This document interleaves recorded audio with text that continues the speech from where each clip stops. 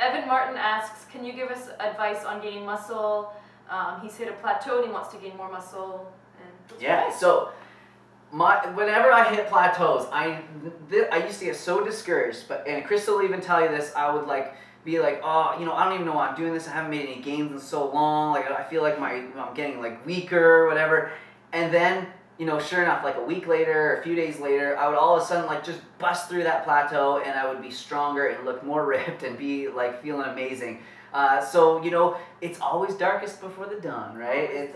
So you got to just keep pushing through it. One thing that I do is I add weight to my like exercises. So for instance, if I'm like maxing out on like pull-ups and I can't increase my number, or I'm trying to get muscle ups and I just can't get the explosive enough, I'll add a bunch of weight to it, and I'll do like 5x5s for one workout or two, where I just do like my absolute almost maximum weight with pull-ups, and I won't do a lot of volume, but I'll just really shock my muscles. So just changing it up. If you've been doing really slow controlled movements, switch it up and do some explosive stuff, and vice versa. PSTVT, is veganism bad for women's hormones? So I would say no, I don't think so. I would say that it's protective against women's hormones, if anything. I think a lot of the dairy and the meat are, not only they have their own hormones in them already from the animals, but they're injected with hormones as well. And then foods that are like protective, like flax seeds, against many different sort of hormonal disorders and cancers and things, like they're plant foods, so it's really good. And we were talking about cruciferous vegetables, awesome, that are really good for women. Yeah. Every book that you read that's about women's hormones, it's always recommended. And even in supplements, there's a component that they get from cruciferous vegetables. I3C? Yeah, I3C. Indole 3-carbinol, and that's from the cruciferous vegetables. Like broccoli Yeah, and all that sort of and it's in all the women's formulas for helping with like hot flashes and menopause and just balancing hormones. So not all of them, but lots of them. So. Learning calisthenics. When shall you make a video for people who want to follow in your footsteps and begin with bodyweight training? I shall make a video soon. I know it's taking us, Yeah, we got to make one. Crystal's been working on her pull-ups and doing more calisthenics lately, so she's going to be my subject. And I realize that a lot of my videos are like more advanced, and I don't mean to like make them like that. I don't think that the stuff that I do is like all that crazy. Like I see guys in like California and they're doing like handstands on top of like like high bars and stuff, and here I am like doing like a few muscle ups, right? And I think that's basic, but then I understand people are not even there, and people are struggling to do like pull-ups and stuff. So I want to help you guys get there. So we're gonna make some videos to help out Crystal and to help out you guys too. Jake Howitt, what's the best way to consume protein in a way that doesn't load on the calories? The higher protein foods, beans, lentils, tofu is another good one. And there's some pastas that have been coming out that are like bean and lentil or tofu or edamame pasta, and they're like, a lot of them are like 40% protein by weight. That's a lot of protein. So I mean, there's another way to do it. Look for that pasta. What's the best way to cut down and get shredded without starving yourself? I think that intermittent fasting, probably higher volume, increase your cardio would be. No, I meant like higher volume of raw veggies. Oh yeah. So water-containing foods. Yeah. Foods that are high in volume but not in calories. So things like broccoli and cauliflower. Lots Every more vegetable. raw. Yeah, vegetable, celery. But eat more raw foods, right? I do that. If I want to cut. If I just start adding a little bit more raw foods to my dinner, I know that I don't eat as much of the cooked stuff, and the cooked stuff's always more dense in calories, so that really helps me. And then the not eating after dinner, boom, sucks me right in, and I tighten right up. Also, like dropping your salt a little bit too will help, because our bodies obviously hold on to a little bit more water, and that'll help you look more shredded. But yeah. Justin Otter, do you do 100% calisthenics or do you mix it with weight? I combine them. Good question. Thanks for asking that one. I do both. I definitely do some of the sort of heavier lifts, like the squat, deadlift. I do some incline bench, but for the most part, it's all calisthenics based. However, the definition of calisthenics is body weight, and I add weight to my a lot of my calisthenics movements. So I guess it wouldn't be considered that, but weight added calisthenics, I guess. Joe Hillier asks, what are your thoughts on creatine? Creatine. What are my thoughts? So, lots of thoughts on creatine, right? I think everything comes with a risk. Anything that's an isolated compound like that comes with a risk. So it's the most studied sports supplement on the market for us. So you really have to weigh the consequences and take the risk if you want. And I use it myself. I have used it before, and sometimes I'll go off it for a little while and use it again, and I definitely notice strength gains and some size gains as well. But for me, I know it's not the healthiest thing to possibly do for my future. I would love to, just say that I've never done it before. But it's tempting, right? Old man gains is always knocking on the window, and and there's guys out there that I'm trying to build this YouTube channel up and trying to spread my message and bring attention to this to the vegan movement and to whole foods and plant-based eating. And if I can take a bit of creatine and slightly get bigger, tiny bit bigger muscles and reach a wider audience, then I'm okay with the assumed risk that I'm taking from that. There's people on YouTube that are doing steroids and looking crazy, and I'm here like trying to just do some pull-ups and get a bit of attention. So if there's anything that can help me out like that, I think about it. So yeah. Haha, Harry Lewis asks if we avoid fluoride. Cool. Do we use fluoride-free toothpaste, and what's your opinion on it? Yeah, so we do avoid fluoride. Yeah, we have a water filter that filters it out of our water. So the camera shut off. We were just finishing. So we were talking about training together. We obviously lost track when the camera stopped as well. Just to finish up on fluoride, we buy natural toothpaste, and most of the time it is fluoride-free. There are natural toothpastes with fluoride in it. I know that fluoride, not the best to ingest, but topically on your teeth, it has been shown to help, strengthen the enamel and prevent cavities. So I don't know, it's not something that I do, but do your own research and decide for yourself. All right, let's keep going with this. We were just finishing. So we were talking about training together, and we will be at the gym together. And sometimes I'll film him, and we'll be talking and whatever, when you're there with your partner. We're not like spotting each other. But we're not spotting each other or like telling each other what to do. He does not tell me what to do or train, but a lot of the things I look and like, I will mimic him sometimes, but we have different days that we train. Like you did legs and stuff, I did upper body today. Yeah. But we love each other's company when we're there, and we have good times, and we laugh. It's fun. And then we have like all these stories about all the people we see. We're like, oh, come home and talk. Yeah, we love them. Vegan barbecue, yes or no? I don't really know what that means, but why not? Yeah. We don't ever barbecue stuff though. No. I prefer stuff steamed or baked. Baked. But if I'm at a barbecue and there's vegan barbecue, heck yeah. Can you make a vlog where we go to the supermarket and do a weekly buying? Yes, we are going to do that sometime soon. Yep, let's do it. Yeah, we'll do that. To Coombs, we have this wicked market. Yeah, we'll go. There's we'll these do that. goats on the roof. And it's like this neat little local market. Very cool. We'll go there. William Strauss, how much vegan protein do you recommend per pound of body weight? Ooh, per pound. I don't know, pound. We're in Canada. This is kilograms up here. I generally get 1 to 1.2 grams per kilogram of body weight, and I think that's lots. I have read science where a little bit more protein has caused greater muscle growth and strength gains, but it's pretty slight once you get up into those higher numbers. So honestly, between 1 and 1.2 for athletes, I think is more than enough. And probably a little bit maybe less if you're not athletic. Or, yeah. If you're not, All right, I feel like I should clear up the protein question a little bit more. So I tracked like the couple days since when we made this video, and I do sometimes eat more than that much. So I'm about 65 kilograms, and I generally, when I don't, try to eat a ton of food and focus on protein, I eat around 70 to 80 grams of protein, which is about 1.1 to 1.2 grams per kilogram of body weight.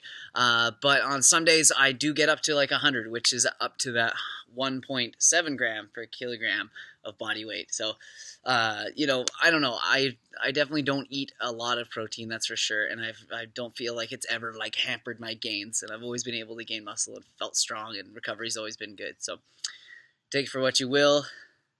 That's the answer. All right, let's keep going. Do you recommend vegan protein powders? I don't recommend them, but it's not that I shy people away from having them at all. I think that most of it should come with the food. I don't think it should be a focus.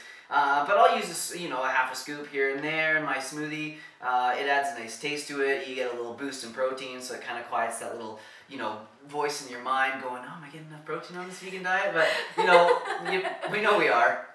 How many smoothies are in a normal, or I don't know, how many smoothies take a normal day? I'm not sure. I'll have just generally one right after my workout, but I've been known to have them for dinner or just in the middle of the day if I need a little pick-me-up. So, usually just one, but sometimes two. So this gentleman, I'm not sure how to pronounce his first name, but it's Das Gupta, and he has, for you, how do you motivate yourself every day to work out? For me, I just think about why I'm doing it, and I do it because I want to bring attention to this lifestyle, and I want to show more people that you can do this on a vegan diet. You don't need meat to get fit and to be athletic and to gain muscle. So that is one of my biggest motivators, is like the animals. And then, beyond that, of course, it's good for spreading the message of my business and helping to show that what I promote does elicit the results that I promise. So, yeah. And then he has a question for me. Oh, cool. Hey, let me read it. At Vegan Love, I would like to start yoga from scratch. What would you recommend to follow on YouTube? So when I first started yoga, I started doing YouTube videos or watching YouTube videos, and the first person I followed was Yoga with Adriene, and she's very accessible. She's very beginner friendly, and it got me to the point where I started feeling that her videos, like, I could progress a little bit. So after I found Yoga with Adriene, I found Yoga with Cassandra, and she is amazing, and I love her to bits and pieces. So if I'm gonna do a video at home, I usually pick Yoga with Cassandra at this point, and those are the two people that I jive with the most. There's lots of yoga teachers on YouTube, so you just have to find someone's style that you like, their voice that you like, or how they kind of flow. But I would definitely recommend those two. Let's just do 3 more questions. Okay. Some simple ones. Nicola, where do you live? I live on the Pacific Northwest in Canada on Vancouver Island. So if you guys can picture Canada, and there's Vancouver on the very west coast. Even off of that coast, there's a whole slew of islands, and the very biggest one is called Vancouver Island, and I live in a town called Parksville. It's 12,000 of Canada's oldest people, except for us. Yeah, well, there's young people. No, We there's live young right near people a too. high school, but it's definitely it's the retirement city. It's the retirement capital. Which but is nice. It's absolutely beautiful, and it's really calm, and that's why I moved here, because I just wanted a calm, quiet life. Nathan M., I'm really interested in your connection with animals. Did you notice any difference when after you went vegan? Yeah, I sure did. I did. I don't know if it was because of any chemical changes in my body, or because of the food I was eating, or just because I was more aware of living beings, all just wanting to love and just be exactly that, living beings. So it definitely changed things. And I remember hearing somebody talk about a principle one day that they thought, and I think this is really cool, is that when you eat meat, you definitely emit, an odor. Not saying that meat eaters smell it or that we could even smell them, but that animals could sense. Yeah. And animals that eat meat are predators. So animals that are herbivores, or that are obviously not predators, they can smell that and detect it, and therefore they're obviously going to be more cautious of animals like that. And when you eat a completely plant-based diet, you're not emitting any of those sort of pheromones or whatever comes from out of your body from eating meat, and the animals are a little bit more relaxed around you. So I don't know, but I know that I've been able to get really close to some deer and rabbits and other wild animals. So I don't know what it is. Call me Dr. Doolittle. Brandon Lowe, how did you start your business? We just dived in. We moved. You quit your other job. Yeah. And then we basically didn't have a job, and he was just like, I gotta do this. This is my thing. I gotta do this. And then YouTube helped. Yep. Sorry, I didn't mean to take that over. No, that's good. So same with starting the YouTube channel. It's like I wasn't 100% ready. I didn't know what was gonna happen with my taxes. I didn't know how to even charge people. I didn't even know how I was gonna get money from them. But you learn it all. I didn't know how to build a website. Crystal did most of it for me. We searched it on YouTube. You can find all this stuff out. So there's no. I was just sitting like this for a long time. It's okay. There's no, there's no reason why you should just what was the question? Just starting your own business. We already Yeah. covered it. Cool. Basically just dived in and did it and was like, I hope I have clients, and YouTube helped a lot with getting clients. Yeah. And it's like you are so busy now that it's crazy. It's crazy, yeah. So starting your own business, if I could give anybody any advice though that really helped me, the cats are fighting. The cats are fighting. Is that, and it was given to me, and I was scared to take this advice at first, is that find a niche and specialize in something. Stop, they're just fighting. Specialize in something, because if you're just a jack of all trades, nobody really cares. You gotta specify and do something really particular in any business. So be the best at something. Don't just be good at a few things. Miss 2, what are your thoughts on coffee? I thought that was like the last question, but okay, coffee, because this is a kind of fun one and a little bit relevant right now, because I've been drinking a bit more coffee lately. Work's picking up. I've been getting up really early to go to the gym. So I've definitely been drinking a little bit more coffee. There's no science behind showing that coffee is... Oh my god. There's no coffee... there's no science showing that coffee like shortens your life or increases like your chance of disease or anything like that. But I think for most people, just check with how it makes you feel inside. I know if I drink too much of it, I get anxious and my patience goes down the drain.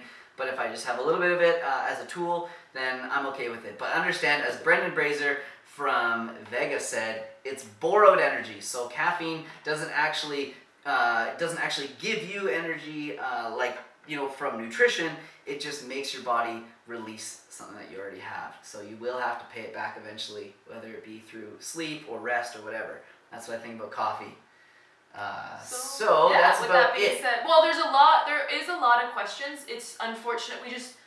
It takes a lot of time. And nobody wants to watch 2 hours of this. So what we will do is probably do another one in the future. So there's actually lots of great questions in there, and we didn't really read through them. We just kind of did them off the cuff. So we're gonna look through them and find some really good ones, and we'll do a part 3 as well, because this is really fun. Cookie wants out of here. Cookie, I just wanted you in the shot. Look how cute he is. Look at those blue eyes. Behind blue eyes. So we'll do a part 3. You guys will see that in the near future, because there's some great questions, like I said, and we didn't dig through them to find the most interesting ones. So there's ones in there that I definitely wanted to answer, and I think we'll bring some value to a lot of you guys. So thanks again. Let's cut back to the video for the outro, because I think I filmed one. Anyways, thanks, peace and love. So if you didn't get your question answered now, ask it then. And I'm gonna do more the Instagram live things, and I want to do some You Now or YouTube live things or Google Hangouts or something. I don't know how to do these, but we're gonna do them, and it doesn't matter how, because we're gonna do it anyways, and we'll find out. We'll figure it out. Yeah. So I hope you guys enjoyed this. I hope you gave some insight into my life. I hope you guys learned some things about me and about what I promote and about Crystal. Thank you guys so much for the support. Any last words, Crystal? No, thank you so much, and have a great day. Yeah. See you guys. Bye.